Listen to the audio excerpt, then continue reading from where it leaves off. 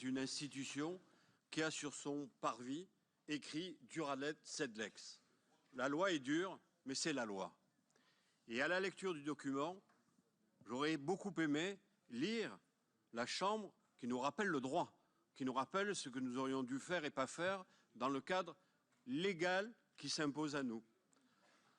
À aucun moment, j'ai lu que nous avions pris une délibération dans l'illégalité.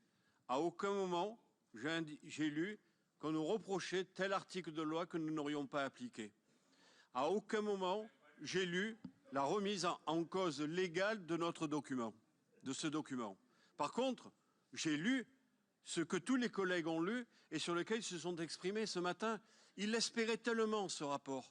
Ils espéraient tellement qu'on puisse leur servir de l'extérieur des arguments pour que ceux-ci puissent s'exprimer. Chacun le faisant avec excès, avec idéologie, avec contre-vérité, avec arrière-pensée, avec une définition politicienne de ceux qui veulent mettre en route pour les prochaines élections municipales. Mais qu'en fait, nous reproche-t-on depuis toutes ces années dans notre gestion de cette ville? Que nous ayons dit une politique, que nous l'ayons mise en application et que ceci, la population, au travers de toutes les élections, nous refasse confiance les unes derrière les autres.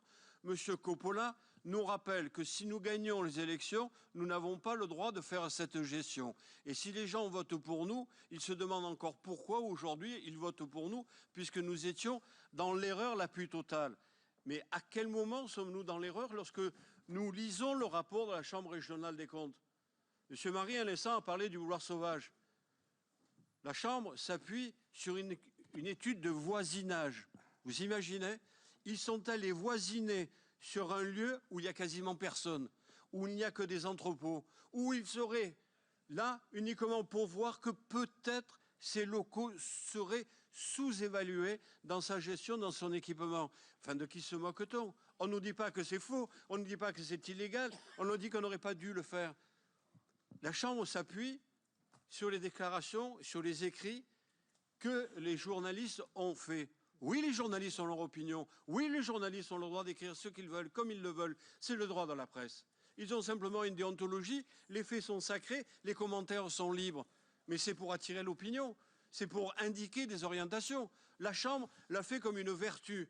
Tout d'un coup, les journalistes sont des magistrats, ils font du droit. Non, ils font qu'une opinion. On ne peut pas étayer un document de cette manière, de cette façon, sur les centaines de pages que nous avons, uniquement sur le fait qu'il y ait des opinions qui soient dites. Enfin, je prends un exemple.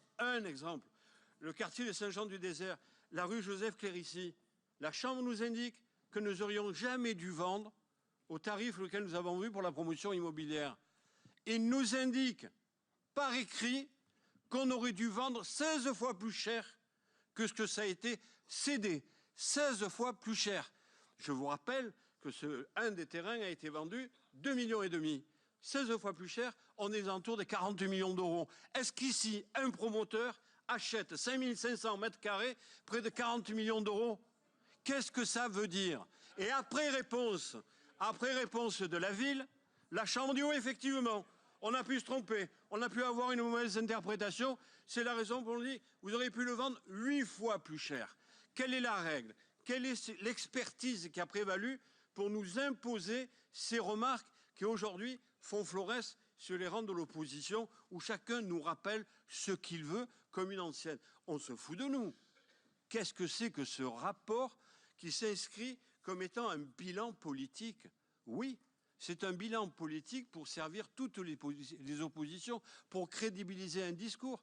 On a l'impression, à lire certaines pages, que nous sommes au cercle des boulomanes, où entre je tire ou je pointe, chacun donne son avis pour dire c'est pas comme ça qu'il fallait faire, nous aurions dû faire ceci ou faire cela. On ne nous reproche rien sur le plan légal, on nous reproche tout sur le plan politique. Est-ce les orientations de la Chambre qui vont faire les prochaines élections municipales dans cette ville? Ce n'est pas acceptable, ce n'est pas possible. Quand nous prenons un immeuble comme l'immeuble Communica, on nous dit, vous avez révisé le prix, vous auriez dû le faire plus tôt. Vous avez 2 étages que vous n'utilisez pas.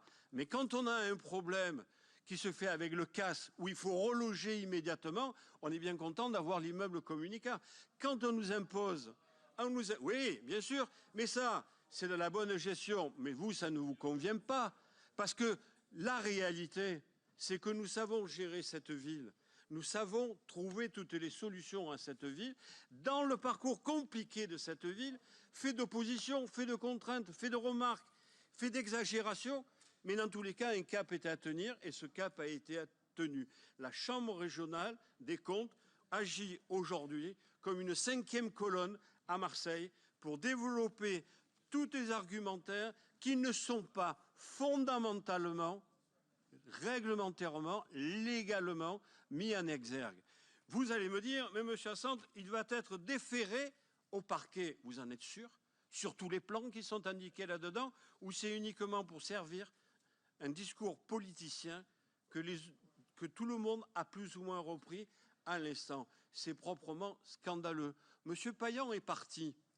Mais tout à l'heure, il nous a indiqué que vous aviez mis, Monsieur le maire, 7000 délibérations à l'ordre du jour.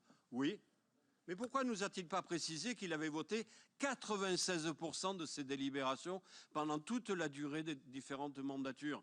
Dire que ce que nous avons fait était faux, était mauvais, n'était pas bon, et après avoir voté 96% de ces délibérations, c'est quand même archi gonflé. Oui, vous avez le droit de dire ce que vous voulez, vous avez le droit d'avoir tous les excès que vous voulez, mais la Chambre a un droit, c'est de donner le droit. Et aujourd'hui, ils ont fait de la politique politicienne. Ils en sont aussi, comme vous l'avez dit, Monsieur le maire, redevables devant une juridiction que j'espère vous poursuivrez, comme vous nous l'avez dit tout à l'heure. Merci infiniment. Allez, Monsieur Maggio. Bien. Monsieur le maire, chers collègues,